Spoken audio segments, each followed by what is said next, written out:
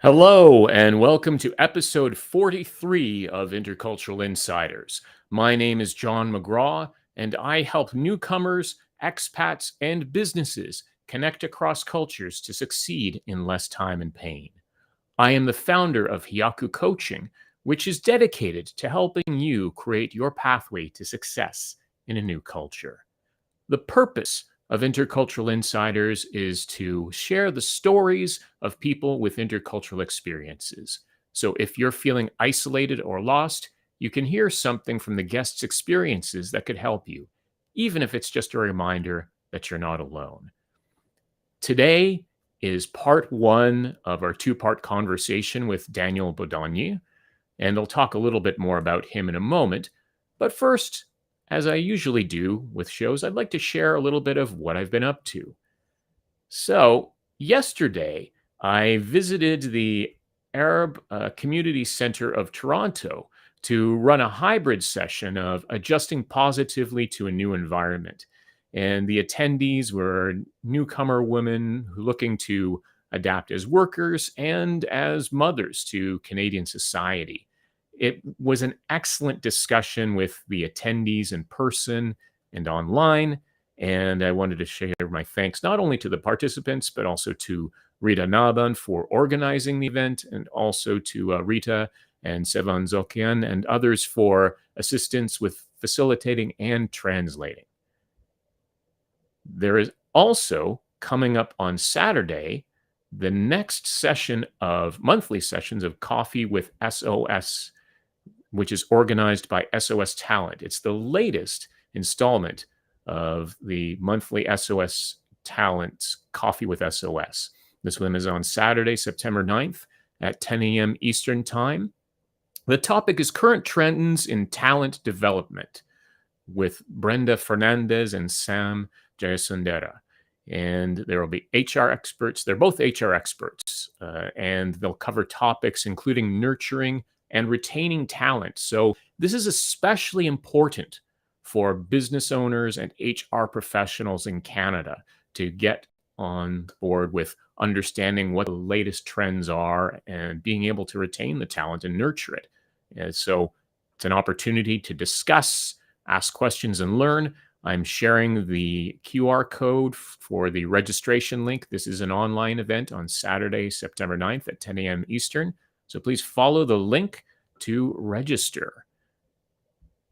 And after that, coming up on Tuesday, the following Tuesday, September 12th, there will be an event that I will be doing a mentor talk, actually, in conjunction with TNO, the neighborhood organization, about networking for success in Canada. So this is going to be a seminar which I'll be leading, guiding attendees through the vital elements of networking, because as we know, many newcomers in Canada are unaware of the significance of networking and securing job opportunities. And well, I'll be there to help demystify this crucial aspect and provide you with insights and some of the skills that you need to excel at networking. This is also an online event. So on Tuesday, September 12th at 1 p.m. Eastern. So follow the QR code and the link to register for that as well. And with those announcements out of the way, let's get into our conversation with Daniel Bodonyi, part one of a two-part interview. Now, Daniel is a seasoned intercultural expert and founder of the leadership development program, Motivating Manager. So Daniel is a Hungarian who has lived and worked in 6 different countries. So he shares his fascinating journey of learning leadership through his own mistakes and how he's now helping others avoid the same pitfalls. We discuss a number of topics in both parts. So some of the things that we talk about today include how Daniel's first experience living abroad taught him the importance of understanding cultural contexts in communication and decision-making, the need for support, and setting boundaries when adjusting to a new culture, and the potential for miscommunication when people from different cultures come together, suggesting the importance of celebrating diversity and creating a psychologically safe environment. And as always, This interview with Daniel is pre-recorded, but as you can see, if you've been paying attention to the chat, Daniel is live in the chat, and there's already some conversation going on in there. So please, during this interview, feel free to ask Daniel or myself questions, give your comments during the interview. Use this as an opportunity, not only to connect with Daniel and myself, but also with other audience members. I've discussed in the past how people have had opportunities to connect, and even one person got a job opportunity from the connections that they were able to make from just getting involved in the discussion in the previous episode of Intercultural Insider. So I encourage you to join in and make your voice heard. Please start off just by letting us know where you're joining us from. And I can see that a number of people already are doing that. So go ahead and join in with that, join in with the discussion. You don't have to wait until the interview is over. Feel free to share your comments. Daniel will be commenting as well. So again, start off by joining and just letting us know where you're joining us from. And without further wait, let's get into part 1 of the interview with Daniel Bodonyi. Daniel, would you go ahead and introduce yourself? Thank you, John. It's great to be here. So I'm someone from Hungary, a small country in Eastern Europe that you may or may not have heard about. And the reason I'm here, I guess, is that I've lived outside of this country quite a lot. So I've lived and worked in 6 different countries, in the UK, in Belgium, in Japan, in France, in Germany, as well as my native Hungary. So this is a topic that's really exciting for me, and I can't wait to begin our discussion about it. I'm excited to hear your thoughts on leadership and helping managers to become more effective leaders. What could you say about that? Yeah, so I'm the founder of a leadership development program called Motivating Manager, and I've taught team management skills and organization management at the MBA level. I'm also a certified organizational coach, and I've held leadership positions in the different countries where I've worked. So I'm someone who's learned leadership the hard way, learning from my own mistakes rather than other people's lessons learned. And this is something I'm trying to change for others so that they don't have to make the same mistakes that I made. That's great to hear. We'll get into your observations on leadership. But first, I'd like to get a little bit more into your personal experiences interacting with other cultures. So we can take it back to some of your first experiences. I'll go back in time to when I was 16 and I spent a year studying in the UK, in London. And it was really a shocker, to live outside of your home country and culture for the first time at the age of 16 with very limited language skills, with no awareness of cultural differences whatsoever, moving from a town of 200,000 people to a city of millions like London. And it was a really, really tough, but really, really exciting and valuable year. I guess it was my first exposure to the fact that cultures exist and they provide a very strong context in which we interpret events, in which we communicate with each other, in which we process our feelings and emotions, in which we approach discussions. And I struggled very hard, I think, through that year, but it also gave me so many important lessons that I was able to use later in my life when I went to work in different countries later. I can really appreciate those experiences and the awareness of culture that comes with being outside of your own culture for the first time, having gone through that myself with Japan. What were some of those lessons that you learned from your time in London? One difference between British culture and Hungarian is the way we communicate. So in Hungary, we are kind of direct. We say it like we mean it, and we are not so aware of how the other person might perceive what we are saying or feel about it. And that is very different in the UK. So I got myself in trouble a few times by using my very direct communication patterns from Hungary in British culture, which is a lot more indirect. So if they disagree with the decision, they won't say that you're stupid. They will say that's a brave decision or something of that sort. So I struggled to understand what people meant when they were talking to me. And I struggled to come across as not someone very terse or very unaccommodating. So it felt like it was difficult to be me in that different context. just because the way people interpreted my actions was different. How did you resolve that, or what steps did you take to adjust to that new way of communicating? I don't think I was able to resolve it back then. So I think I was too young and it was too much of a shock for my system to process it. It was many years later, after having lived a little bit in Belgium, having lived a little bit in France, and then moving to Japan, when I was really able to sort of go back to these experiences and understand the lessons learned. And I think what really helped in the case of Japan is, as you've probably experienced it too, is that when you go to Japan, you don't have the expectation that things will be the same. You expect things to be different. So you're a little bit more conscious in preparing for these differences. What I did differently then, for example, is I did my homework. I spoke to a lot of people who have lived in Japan for many years, originating from Hungary, have asked them a lot of questions about the culture, about what to watch out for, what mistakes not to make, what they wish they had known when they moved there that they now know after having lived there many years. So that was one lesson I learned, that this intercultural experience is something you need to prepare for to smooth the sort of initial adjustment period.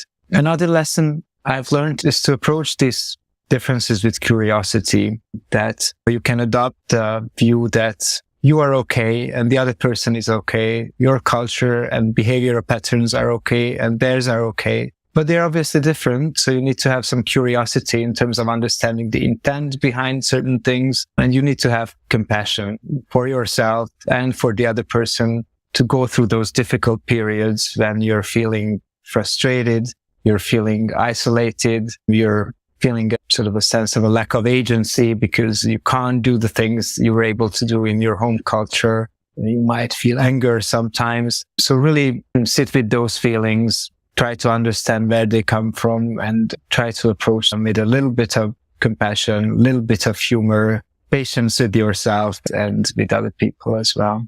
I really like what you said about not judging one or the other, that, oh, my culture is better, or on the opposite side, their culture is better than mine. That's also a judgment that doesn't really help with adaptation. And I'm sure we've all seen or maybe even gone through that experience ourselves at times. You mentioned earlier that when you were going to Japan, you were more conscious that there would be a cultural difference. And I think depending on our views of culture, coming from, say, a European or North American culture, going to somewhere like Asia where there's more noticeable differences on the surface, we expect those differences, but not so much when going between cultures we perceive as being closer. Like, for example, in different countries in Europe, I've heard some people comment as much difference between the UK and Spain. It's just food, for example. And it's easier to make that assumption that in the deep culture, the invisible culture, everything's the same. And that's not necessarily true, as you said yourself, with your experiences in the UK. Yes, I have the scar tissue to show for it. I really ran into this the first time when I moved to Paris to work there. And because it's so easy to go to Paris from Hungary, it's just a couple of hour flight away. I've been there many times. I knew the city a little bit. I spoke French a little bit. I thought I knew what to expect there, and I couldn't have been more wrong. You know, the culture and especially the working culture there was very, very different from what I expected and what I was used to. And again, it took me months to even understand where those differences lay. And then probably by the time I was ready to adjust, I already moved. So yes, it can be deceptive. However, as time went on, as you said yourself, you developed these skills to adapt to different cultures. And that sense of curiosity was essential. What other things helped you to adapt effectively? I like the word skill that you used there. I think it's something you can develop and something you can get support with. So one thing I would encourage people to do is try to find someone who can support them in their adjustment. It could be a coach, it could be a consultant who works in this area, or it could be a friend or a colleague who is more bicultural and they know the culture you're coming from and the culture you're adjusting to. So they can give you some feedback and support on the way to really translate in difficult situations, or reflect back to you what others might be experiencing when you have a certain intent, but it's not coming across the way you intended. So that can be very helpful as well. And I think another thing to be intentional about is where your boundaries lie, because you'll never become a different person. You might augment your sense of self, so to speak, when you have experience of living in different cultures, but you will not become a wholly different person. And you shouldn't expect people in your other culture to be like you either. So there will be things that you won't be able to change, or you won't want to change, and they won't be able to change and won't want to change. So being intentional about where those boundaries lie and being able to draw them in a careful, compassionate, but intentional and conscious way can be really helpful in giving yourself a break and accepting the fact that there will be certain things that won't change. When you are adapting to another culture, there's naturally going to be some change, but it's a question of how much change there is and staying true to yourself. So being open to doing things in a different way, but realizing that there are some things that you are not willing to compromise. Excellent points. I'd like to hear a little bit about some of your observations about leadership and how leadership can adjust or change based on culture. You might be sitting here a long time if you get me started on this. So leadership is an interpersonal process. So there is no way that culture is not going to impact your relationships with the people you're expected to lead. And there are so many aspects and dimensions where these cultural factors can be at play. One area that comes to mind, for example, is how decisions are made and what is the role of hierarchy, for example, in decision making, and what people expect from a leader in that regard in different cultures. So let's say even in a very simple scenario, for example, there is an important decision to be made and a meeting is called to discuss it. This very simple scenario can unfold in dramatically different ways in different cultures. If you are in the US, for example, it might unfold according to a sort of disagree and commit principle. So there will be people of different seniorities in the meeting, let's say a VP and team leads and maybe even interns. And everyone has a voice. Everyone is expected to voice their views, their disagreement or dissent even. And there's an open, vigorous discussion about the pros and cons of the various options. But because the US is also a fairly top-down culture, usually the leader will decide and you're expected to commit to that course of action and not to question it too much once the decision has been made. By contrast, if you imagine the same thing in France, which is also fairly top-down, but also quite hierarchical culture, a similar meeting would be conducted along the lines of, this is what I expect you to do as a leader. So, you would come into the room as a VP, and maybe there would be a discussion after you announce your decision in which some of your team leads might politely voice a few views, but the interns would probably stay silent. They wouldn't be disagreeing with you. And in general, the leader is expected to voice the decision and people are expected to go along with it. And the discussion is a lot more muted. Hierarchy has a lot bigger role in whose views are heard and who has the right to voice their opinions.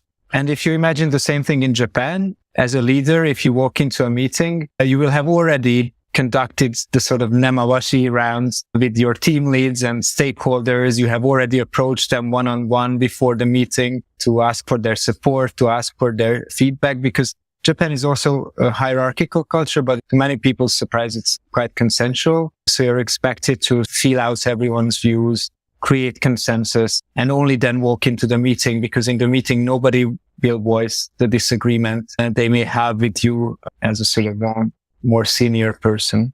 So you can imagine just how many ways this scenario can go wrong when people from different cultures walk into this same meeting with very, very different expectations. I'm sure you've experienced it, and I've certainly seen some confusion when someone who's coming in with one set of cultural expectations and then they don't understand what's going on.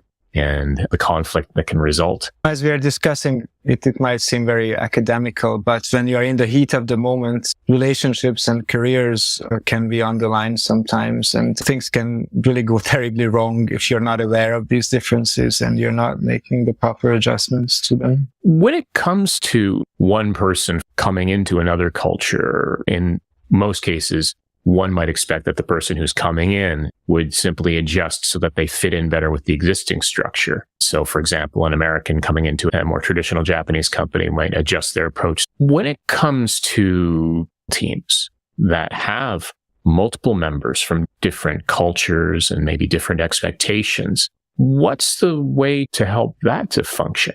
Great question. I think can build awareness of the differences, shine the light on all these implicit assumptions and habits and concepts that people have about how certain things should happen, and really celebrate this diversity of, okay, there are different ways to actually do a simple thing such as a meeting, and really try to share the assumptions that you have and create the space for others to share their assumptions about how the process is going to happen and what their expectations are, what's comfortable for them, what's strange for them. And on the other side, you can also emphasize what's similar. For example, if you look at what motivates people, what values they have, there's a lot of individual variability in that within cultures, and there's a whole lot of universality of these values across cultures as well. So it may be that two people from the same culture find themselves very different in terms of their motivational needs and values, while two people from different cultures find themselves very similar. So by exploring the ways in which we're both surprisingly different and surprisingly similar in some ways, I think you can create a culture where it's psychologically safe to talk about these things. It's safe to ask questions. It's safe to apologize if you've made a faux pas without realizing it. There is an environment which the team can learn together from these and basically create shared intercultural norms of working together for their team. Yes, and good point that you mentioned about looking for those similarities rather than only focusing on the differences. And cultures are not only national, as we know, but different corporate cultures or professional cultures can sometimes be stronger than the national cultures. Can you share any examples from your past experiences and how you managed those differences and leveraged them? Great question. There are so many stories that come to mind from small to large. One thing I've learned, for example, as a manager is that I need to give feedback differently to people in different cultures. And at the risk of painting with very broad brushes here, because again, no culture is entirely homogeneous in any regard, but there are cultures that are certainly more individualistic than others. And one thing I've learned is that you approach feedback and performance evaluation differently in these types of cultures. For example, a story that comes to mind is when I gave a Japanese team member some feedback openly. And I didn't even realize I was giving feedback. I was probably just giving an opinion. I was saying what I was thinking. But immediately from her reaction, I saw that she was super upset. She almost started crying in the meeting because from her perspective, I almost shamed her by saying something that I thought was really innocuous and inconsequential. So again, learning the hard way from my own mistakes that you really need to be careful around how you voice your feedback, when you voice your feedback. Even collectivist culture like Japan, even positive feedback can give the impression that you're setting someone aside from the group in a culture where group membership is kind of the be-all and end-all. So even if you're praising someone, you might be at risk of unintentionally creating some problems that you don't expect to create. Another story that comes to mind is one about hierarchy, and I've run into a few of those when I worked in France, where again, I've learned the hard way that seemingly innocuous things like who you put first in the CC line of the email, or how do you answer a question from a supervisor, can result in, I perceived as outsized consequences, but what they probably perceived as just putting me in my place in the hierarchy of things or the organization. So it's usually the little things that get you in trouble. And I don't think there is a way to avoid making some of these mistakes, but You can certainly be mindful of trying to feel out the ground before you do something. And then it's okay, I think, also to apologize and clarify your intention and just have a conversation about it if things don't turn out the way you expected them to.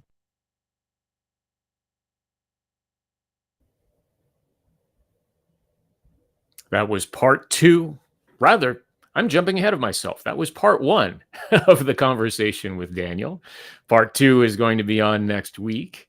I think there was a lot of great discussions that came up in the audience today. And Daniel mentioned an article about being the boss in Brussels, Boston, and Beijing. So I've just made a QR code for that in case you wanted to check that out. Talks a little bit more about cultural decisions and cultural differences in decision making, rather. So that's another one if you wanted to follow what Daniel was talking about there in the chat. And a lot of great observations about differences in decision making, and just something that came up, of course, the idea that all of these cultures are on.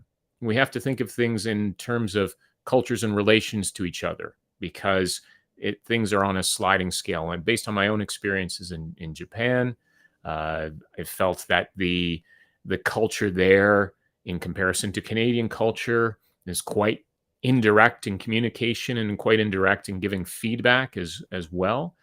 And of course, this is something that informed me when I've had conversations with many newcomers who come from, for example, India. Many of my Indian colleagues have well mentioned, Canadians really don't say what they mean many times, and then they don't, they're very indirect. So I kind of understand that in that respect as well.